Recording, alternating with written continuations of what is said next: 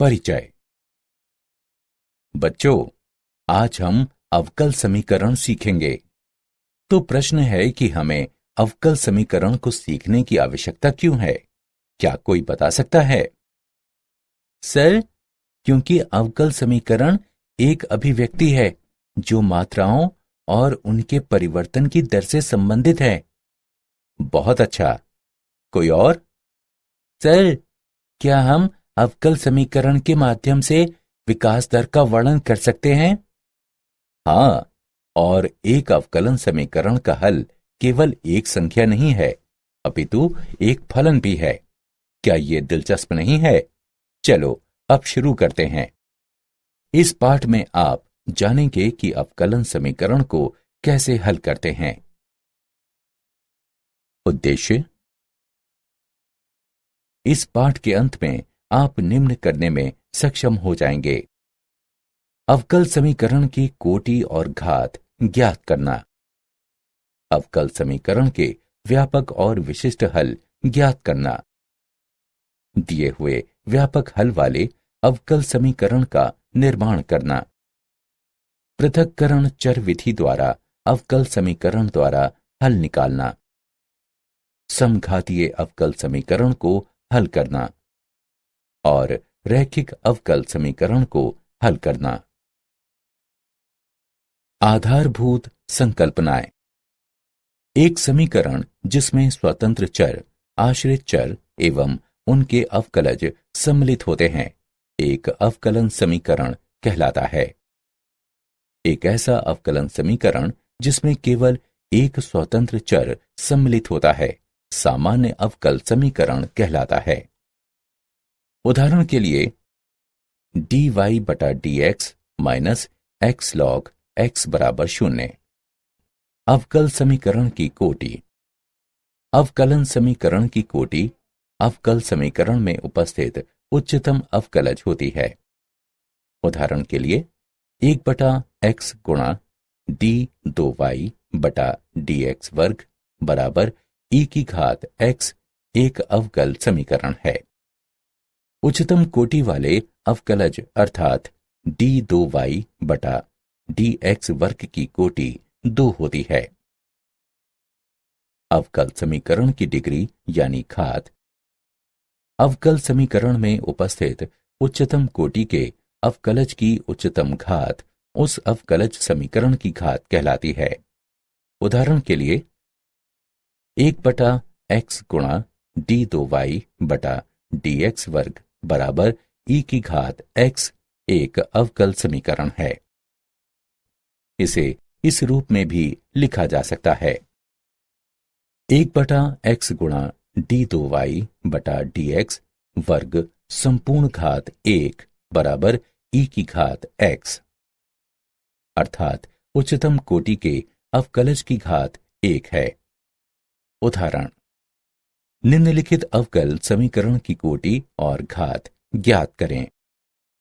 हल। दिया गया है कि d2y बटा dx वर्ग की संपूर्ण घात 3 जमा dy बटा dx बराबर sin x। इस अवकल समीकरण में कोटि 2 है और घात 3 है। अवकल समीकरण का व्यापक एवं विशिष्ट हल। व्यापक हल। एक nवीं कोटि के अवकल समीकरण के लिए व्यापक हल एक ऐसा हल है जिसमें हल में अचर राशि c का मान बदल सकता है। उदाहरण के लिए अवकल समीकरण dy बटा dx बराबर e की घात x माइनस 2, इसे समीकरण 1 से चिन्हित करें। व्यापक हल को निम्न प्रकार से प्राप्त किया जा सकता है। समीकरण 1 के दोनों तरफ समाकलन करने पर हमें प्राप्त होता है y बराबर e की घात x minus 2x plus c। इसे समीकरण 2 से चिन्हित करें। हल में c का मान कुछ भी हो सकता है, क्योंकि जब हम y का अवकलन करते हैं तो c का मान 0 हो जाता है, क्योंकि एक अचर का अवकलन 0 होता है। विशिष्ट हल। एक nवीं कोटि के अवकल समीकरण के लिए विशिष्ट हल एक ऐसा हल है जिसमें अचर राशि c का एक विशिष्ट मान होता है। इस प्रकार के हल प्रारंभिक मान समस्याओं में होते हैं। अवकलन समीकरण dy बटा dx बराबर e की घात x माइनस 2 का व्यापक हल y बराबर e की घात x minus 2x plus c है। जब y 0 बराबर 3 है, इसका तात्पर्य है x बराबर 0 पर y बराबर 3 है। समीकरण 2 में x तथा y का मान रखने पर हमें प्राप्त होता है c बराबर 2। अवकलन समीकरण का विशिष्ट हल है y बराबर e की घात x माइनस 2x जमा 2। उदाहरण, अवकलन समीकरण dy बटा dx बराबर 4x माइनस 2 का विशिष्ट हल ज्ञात कीजिए। जब x बराबर 3 है तब y बराबर 5 दिया गया है। हल दिया गया है dy बटा dx बराबर 4x माइनस 2, dy बराबर 4x माइनस 2 dx। दोनों पक्षों का समाकलन करते हैं। y के सापेक्ष 1 का समाकलन बराबर x के सापेक्ष 4x माइनस 2 का समाकलन। y बराबर 2x वर्ग माइनस 2x प्लस c व्यापक हल है। जब y बराबर 5, x बराबर 3 हो तब 5 बराबर 2 गुणा 3 वर्ग माइनस 2 गुणा 3 प्लस c। 5 बराबर 18 माइनस 6 प्लस c। 5 माइनस 12 बराबर c बराबर माइनस 7। दी गई प्रारंभिक स्थिति के लिए विशिष्ट हल y बराबर 2x वर्ग माइनस 2x माइनस 7 है। दिए हुए व्यापक हल वाले अवकल समीकरण का निर्माण। स्वेच्छ अचर युक्त तथा xy में एक दिए गए समीकरण से एक अवकलन समीकरण का निर्माण करने के लिए दिए गए समीकरण को x के सापेक्ष निरंतर उतनी बार अवकलित किया जाता है जब तक एक स्वेच्छ अचर न आ जाए। इन समीकरणों का उपयोग स्वेच्छ अचर को हटाने के लिए किया जाता है। स्वेच्छ अचर को हटाने से प्राप्त समीकरण को वांछनीय अवकलन समीकरण कहा जाता है। सामान्यतः यदि दो चरों के बीच का समीकरण में n स्वेच्छ अचर हैं, तब इन स्वेच्छ अचरों को हटाकर प्राप्त हुआ अवकलन समीकरण n कोटि का होगा। महत्वपूर्ण बिंदु। एक रेखा का समीकरण y बराबर mx प्लस c है, जहां m और c स्वेच्छ अचर हैं। 2. मूल से होकर गुजरने वाली एक रेखा का समीकरण y बराबर mx होता है, जहां m एक स्वेच्छ अचर है। 3. वृत्त का समीकरण जिसका केंद्र h k तथा त्रिज्या r है, x माइनस h पूरे का वर्ग प्लस y माइनस k पूरे का वर्ग बराबर r वर्ग है। उदाहरण, वक्र कुल का अवकलन समीकरण ज्ञात कीजिए। y बराबर m cos 6x plus n sin 6x, जहां m n स्वेच्छ अचर हैं। हल दिया है y बराबर m cos 6x plus n sin 6x। इसे समीकरण 1 से चिन्हित करें। समीकरण 1 का x के सापेक्ष अवकलन लेने पर हम पाते हैं dy बटा dx बराबर माइनस 6m sin 6x जमा 6n cos 6x। इसे समीकरण 2 से चिन्हित करें। समीकरण 2 का x के सापेक्ष अवकलन लेने पर हम पाते हैं d2y बटा dx वर्ग बराबर minus 36m cos 6x minus 36n sin 6x। इसे इस प्रकार से लिखा जा सकता है d2y बटा dx वर्ग बराबर माइनस 36 गुणा m cos 6x plus n sin 6x। इसे समीकरण 3 से चिन्हित करते हैं। समीकरण 3 में y का मान रखने पर हम पाते हैं d2y बटा dx वर्ग बराबर -36y। अतएव d2y बटा dx वर्ग प्लस 36y बराबर 0।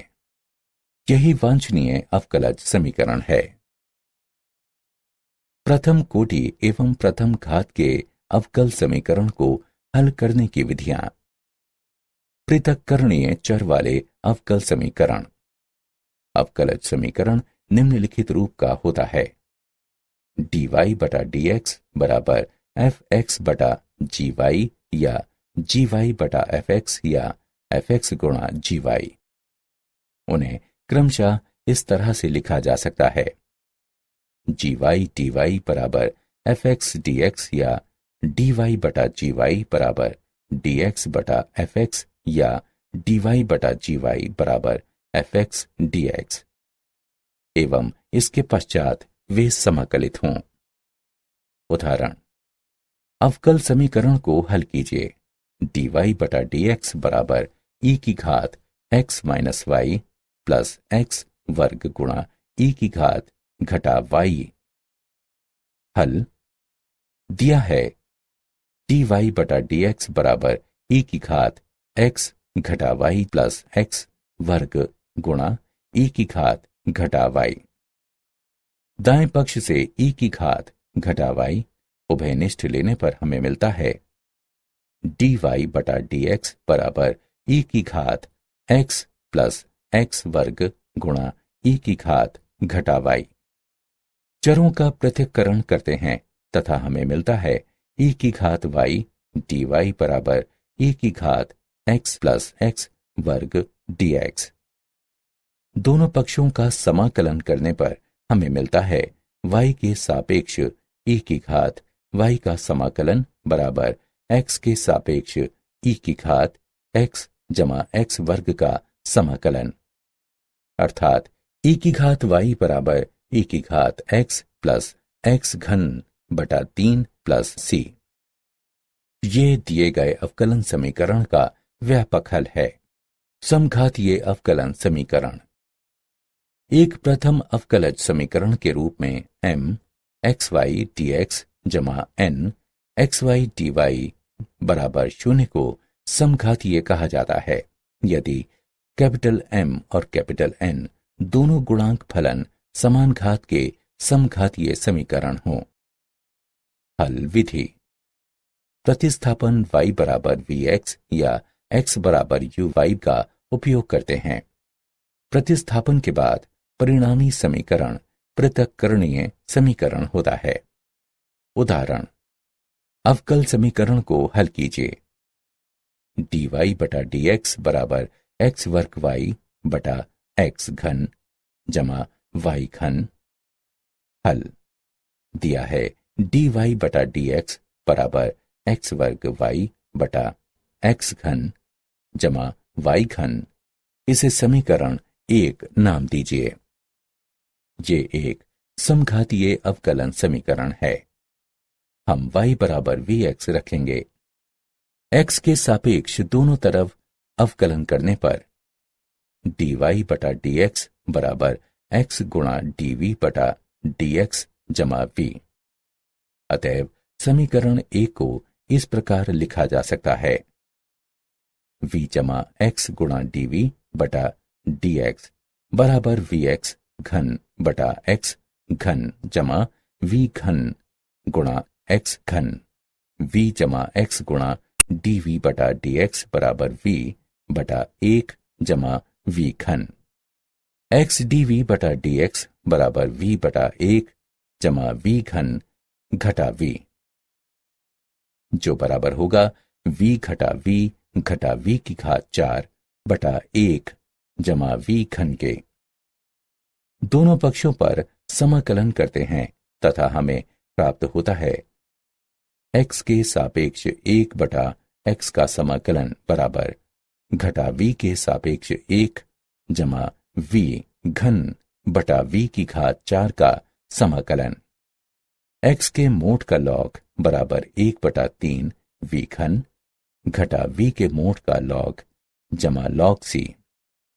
वी एक्स के मोड का log बटा c बराबर 1/3v घन। यह इंगित करता है वी एक्स बटा c बराबर e⁻1/3v घन। यह इंगित करता है कि y बटा c बराबर e⁻x घन बटा 3y घन अथवा y बराबर c गुणा e⁻x घन बटा 3y घन। रैखिक अवकलन समीकरण। रैखिक अवकलन समीकरण dy बटा dx जमा py बराबर q का हल, जहां p और q केवल x के फलन हैं, निम्नलिखित हैं।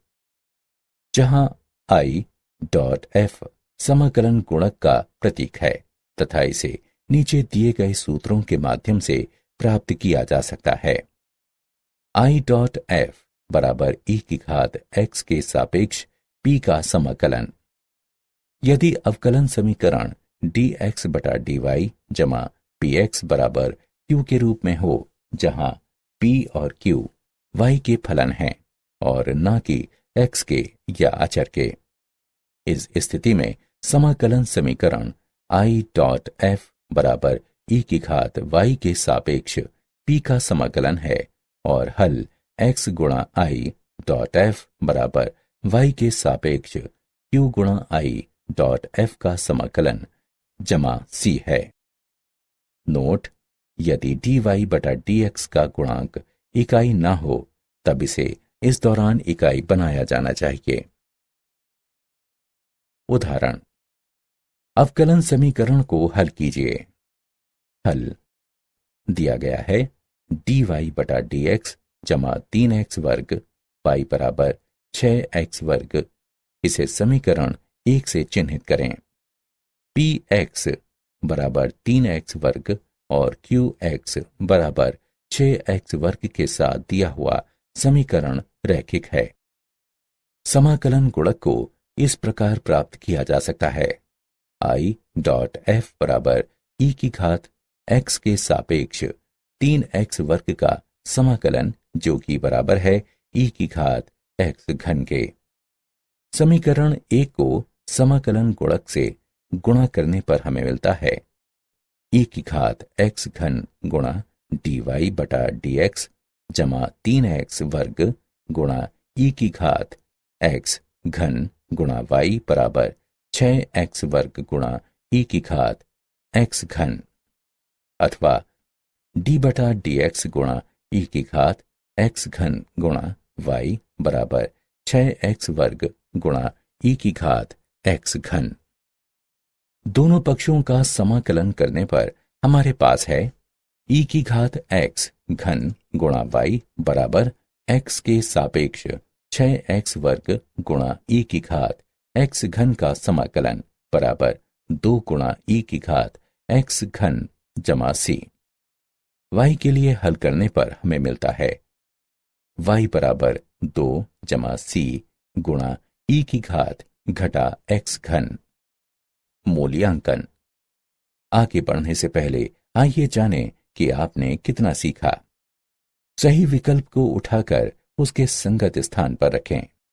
क्या आप जानते हैं, गोटफ्रीड विल्हेम लेबनीज ने चर पृथक्करण की विधि दी। उन्होंने रैखिक अवकलन समीकरण का हल भी प्रदान किया। सारांश।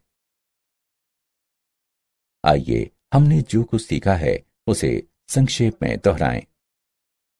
एक समीकरण जिसमें स्वतंत्र चर, आश्रित चर एवं उनके अवकलज सम्मिलित होते हैं, एक अवकलन समीकरण कहलाता है। अवकलन समीकरण की कोटि अवकल समीकरण में उपस्थित उच्चतम अवकलज होती है।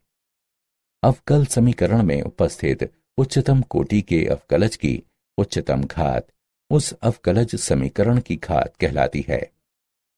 एक nवीं कोटि के अवकल समीकरण के लिए व्यापक हल एक ऐसा हल है जिसमें हल में अचर राशि c का मान बदल सकता है।